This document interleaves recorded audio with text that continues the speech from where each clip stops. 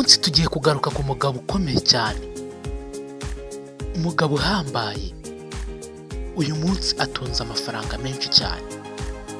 Ni amasomo 3 yonyine y'ubuzima twakigira kuri Bill Gates. Ni umugabo ukomeye cyane ufite amafaranga. Hari umusore watangiye akiri muto cyane, afite inyota yo guhanga udushya mu ikoranabuhanga.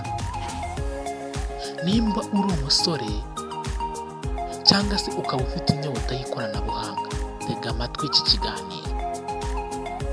Nyuma yaje gushinga kimwe mu bigo bikomeye hano ku isi.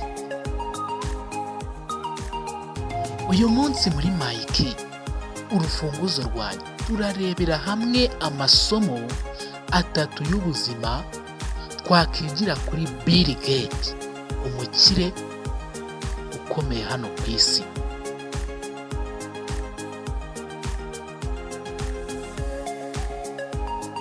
Bill Gates yaravuze ngo wige kandi wige cyane. Bill Gates yakundaga gusoma no kwandika no kwiga ibintu bishya buri gihe. Iki kintu cyumve neza. Bill Gates yakundaga gusoma no kwiga ibintu bishya buri gihe kandi buri munsi. Urufunguzo: ubumenyi ni imbaraga. Wige buri munsi, ariko kwiga gusa ntibihagije. Gira vision, gira vision, gira vision. Gira icyerekezo mu buzima bwawe.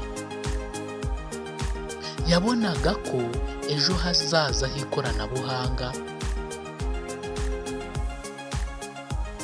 hazaba heza, kandi akabasha kubitegura hakiri kare. Urufunguzo: niba ufite icyerekezo ushobora kugera kure cyane, ariko hari ikintu cy'ingenzi cyamufashije cyane, ari nacyo cya nyuma tugiye gusorezaho ikiganiro cyacu cy'uno munsi. Koresha amahirwe neza. Amahirwe ntaba menshi mu buzima, yakoreshe neza. Niba ushaka gutsinda ubuzima nka Bill Gates, wige cyane, gira icyerekezo, kandi ukoresha amahirwe neza ufite. Kanda subscribe kuri Asaf TV kugira ngo udacikwa n'ibindi biganiro bikomeza guca hano bikungura ubwenge kandi bikwigisha. Duhuriye mu yindi video itaha. Ciao.